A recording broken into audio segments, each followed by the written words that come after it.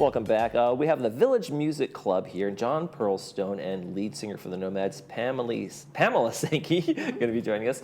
You guys have a New Year's show coming up, but I don't even know why you're here. It's practically sold out, right? You don't need to promote this thing. Oh, I love that. We're getting there. We're selling fast. We're selling tables really, really well, and invite everybody to come in and call the number that's on the screen. You know, send your emails in. We're very responsive to that. But now, for folks who haven't seen the halfway. Nomads, tell us a little bit about what you guys do, the performances. You're probably one of the most popular bands here in the village, right? Oh, thank you. Yeah, How we about like to that? think Just so. facts are yeah. facts. We have there's a lot of nomaniacs here, so we call our folks the nomaniacs.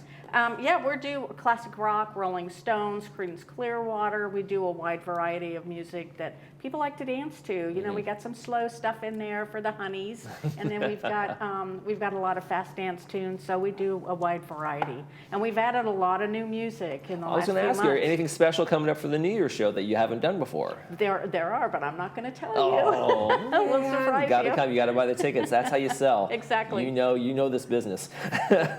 John, you know this business too, and you've got a lot of great acts coming up. We got one in December, and we got all the way into the new year and beyond. We do. I just want to hit one more key point on the New Year's thing that I think makes a difference if people haven't been or don't know about it, and that is it's early start, early end. Mm-hmm. So so we've been trying to create the new tradition. It seems to be working out with the East early Coast, ball drop. The East Coast New Year's. It's New Year's somewhere, right? That's right. So yeah, and it's just been a fantastic party the last 2 years, and I think this year, you know, they kind of have it all dialed in over at Club 19, and Pamela's getting everything organized from the band standpoint, and I just think it's going to be the best one yet. And as I said, I think people haven't tried it. Give it a shot. They'll be very glad they did because it's unique and it seems to be. Instead of staying home and watching the stuff, come on, let's go out and have a little fun. Right. So all right, just make sure people knew. So it's not your typical New Year's party. Right. No, absolutely. Yeah. I'm glad you reminded us of that. I think it was on the flyer, but going to make sure we say that out loud.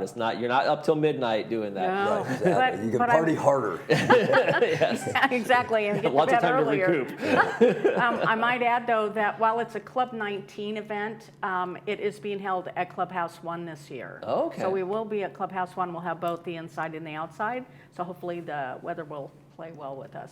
Yeah. Yeah, hope so. Fingers crossed, right? You never know. So that's really the focal point. But to go back to your question quickly, we wanted to share with the community that our tribute focus, we're trying to be a tribute band club, trying to get other people from the community involved with tribute bands.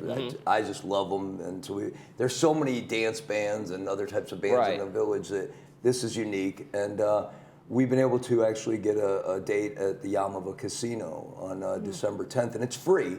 Oh, it's not that far away. It's about an hour away. So if anybody wanted to come and be a part of that and check it out, it goes from 7 to 10. Okay. Our Bob Dylan tribute band will be playing there, and then we have made connections with a few other casino type places. We're hoping maybe that's a new branch that can start to make things even broader for the people who get involved. So we have that going on in December. The big deal being the New Year's thing, and then in January, which most people look for from us, which is great shows over at the Performing Arts Center. Right. We've got the Kings of Queen, which everybody says, and we've been dead on with all our picks over the last year or so, that this is the Queen tribute band to see. Everybody's heard of Queen Nation, but these guys are younger, they're hungrier, and they're playing everywhere. I mean, well, we got a clip. Let's take a quick listen to it. I want to give people at home that let's let them listen for themselves. Let's take a quick listen to Kings of Queen.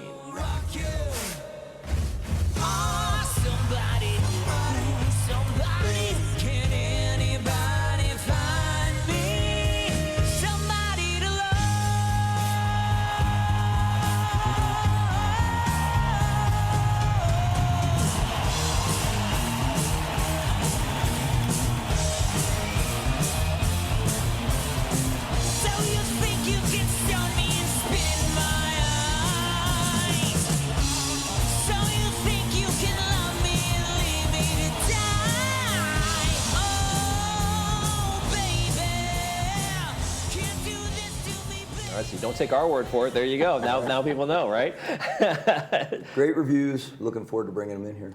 Now, how has the whole tribute band kind of stuff evolved? When I was younger, it was kids bands I'd never heard of, but now we're kind of moving into our era of tribute bands, the 60s and 70s and even some 80s and that kind of thing, right? I think Jimmy Buffett was a great example of what's going on that makes tributes so great. I mean, people are out there doing good Jimmy Buffett tributes. He may not be the greatest artist to go to a tribute concert because he doesn't have a very deep catalog, but he, you know, he's a huge legend, and his music will be preserved because there's people really doing it the way he tried to do, or he did it. They're trying to do it. And I think one of the things about Jimmy Buffett is it was about having a lot of fun and audience participation, which I think when people go to a tribute band, they want to sing along, they want to do all those things. Right, and Queen has been doing that for years now, so it's another tremendous example. There are bands out there like the Eagles are still performing, but I would argue this Eagles band will be as good, if not better, than the current rendition of the original Eagles that are out there. Really, I mean, I imagine they enjoy it, but it is kind of a money thing, and they can still.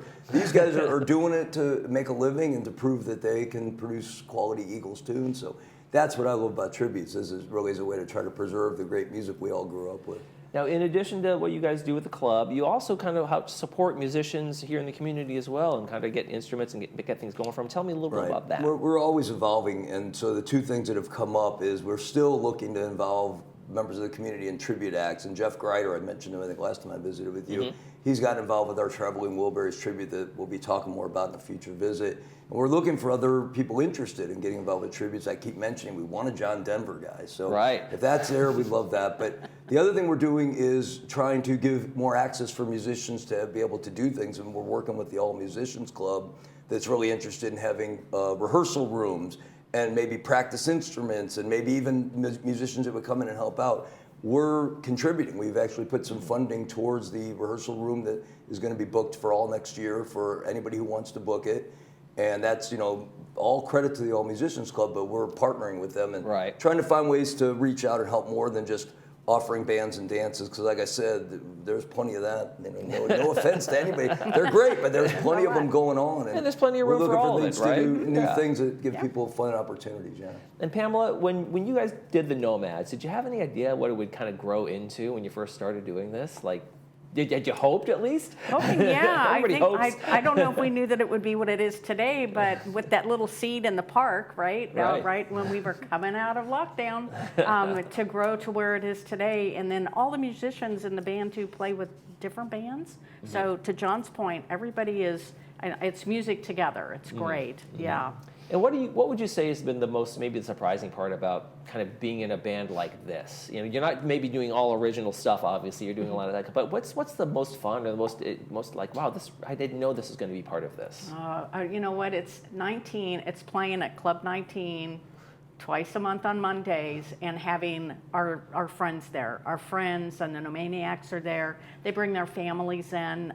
It's just nice that everybody comes together, everybody dances, and the energy that they give to us from the dance floor just feeds us. So it's just wonderful.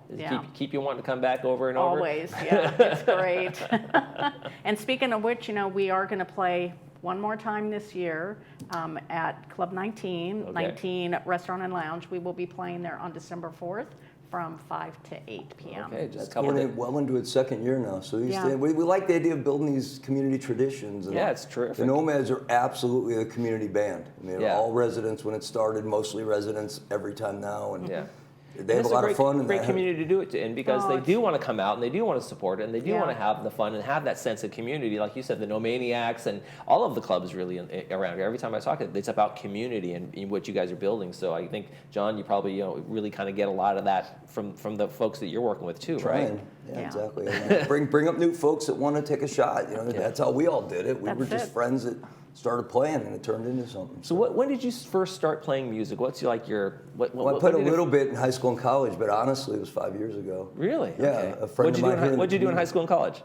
Some chorus groups and some small band stuff, but not much. So you just picked it up and you decided, let's go for it? Late in life type of thing, yeah. Look what you've done. Great. Sometimes I would like to, and sometimes I don't. So. But yeah, it's been a lot of fun, and it's something I'm passionate about. So, like I said, it's met some great people, and certainly enjoy doing it. Oh, terrific. We got some great shows coming up. Thanks for coming on, John and Pamela. We appreciate it. Village Music Club. Make sure you guys go out and see the shows for the New Year's and Queen and everybody coming up. It's going to be great. Stay with us.